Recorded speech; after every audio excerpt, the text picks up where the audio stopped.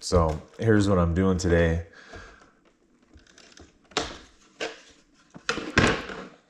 I'm fitting a new BB479 body on the VRD carbon.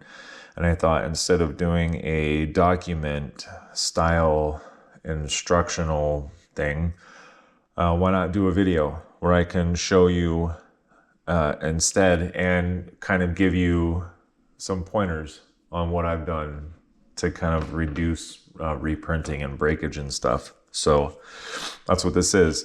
This is the BB479. This is the VRD carbon it's going on. And we just won't waste any time. So for printing the cage, I print in 50% or more. Anything less than that, and these ends will snap off. And like if you drag on a rock, these ends will snap off. I've never had it like break up here, but back here it has. And that's just if you don't print it in anything more than just a standard. So 50% is what I usually go with. And that goes for the front part of the cage. Also, you know, panels, the main portions of the body, all 15%. The lights, 15%. For this portion of the bumper that separates, I print that in 100, and I print the actual skid portion in 50. On the 410, it doesn't have this bumper piece. It just has a skid with a widened bumper around it. And so I print that whole thing in 100 just so it really takes a beating. I do have a strap hole here in case you want to run a battery strap through there, but the Velcro here has worked just fine so far. As I said, this is for the VRD, and this is the carbon, but this chassis I believe is the same for the regular VRD, right? So this should all work. I'm just kidding, it does. I do have another VRD with this on there, but so this one's all nice and fancy and new, so it's going to go on the carbon, of course. The difference between the models is going to be the way the body mounts in the rear and the bumper. Like I talked about, the 410 has that kind of rounded bumper without the bar. The SEX10 Pro and this have a bar. The VS410 and the Pro have more of this style system in the back. So on this one, you take the bar that they gave you to brace the shock towers and you put it back here between the body mounts, and then you print there's a plate that you print and put that in place. I use 20 mil screws in there and it holds it still really well, so you're not losing any rigidity there. And then the skids are different, of course, these, but it's per model. So, and I do print these.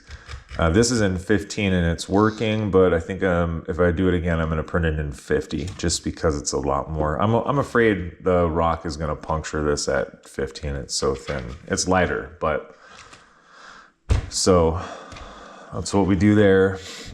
Screw sizes. I really did kind of make this to run with, most 110 scale size screws. It's a 2.8 mil hole, so you can run pretty much anything. There's only a couple places where I would say having a countersunk screw is needed, and that's going to be, where these two sides meet, because they go like that. And then there's one other spot where a countersunk is needed, and I don't remember, but when I get to it, I'll tell you. So you'll need two countersunk screws here. They can be like 10, 15, whatever. You can run countersunk or button head here. It doesn't matter, but they just need to be long enough to bite into that from there. So these two screws here don't need to be countersunk. They just need to go into here. And then when you're putting this together, the cage will go into a hole, and then the screw will go into the cage actually. So if they go 10, 15 mil, that's fine there too. And the rear here, I wouldn't go any more than 12. Otherwise you do this, and I did this just for you, just so you could see what it looks like, but it will puncture if it's like 15 or more. So I wouldn't do that. I use these button head, or not button head, these barrel type screws here. And I use them here, but it's just because I didn't leave any room for the button head part of a screw. So you'll have to use those. And then this just pops into place. The cage pops into place. And then you put those screws in, and then that's in place. Put that screw into place there. Then when it's time, those two screws, you just screw these in. Actually, let's not do that. Let me demonstrate why it is this way.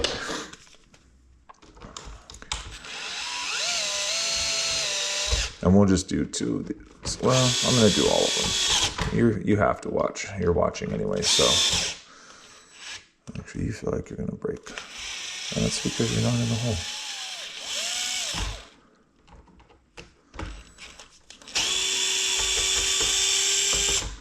See, I don't even pay attention to what I'm doing. I just went for it. My bad.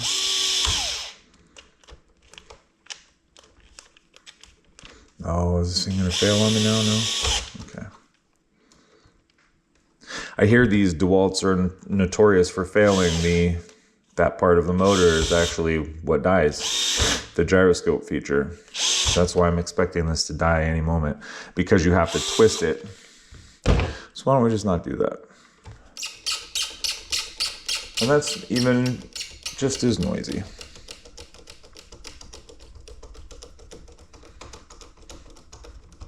Anyway, they do need to be longer, so they do go through the bar and catch into the base.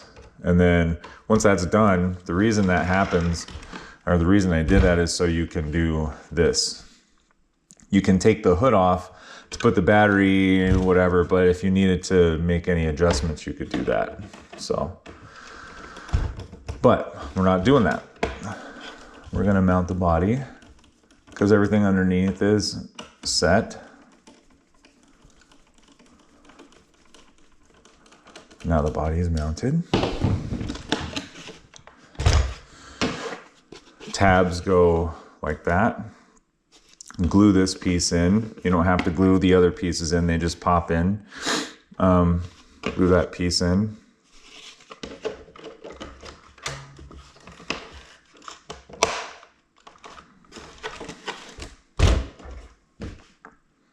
And that's it.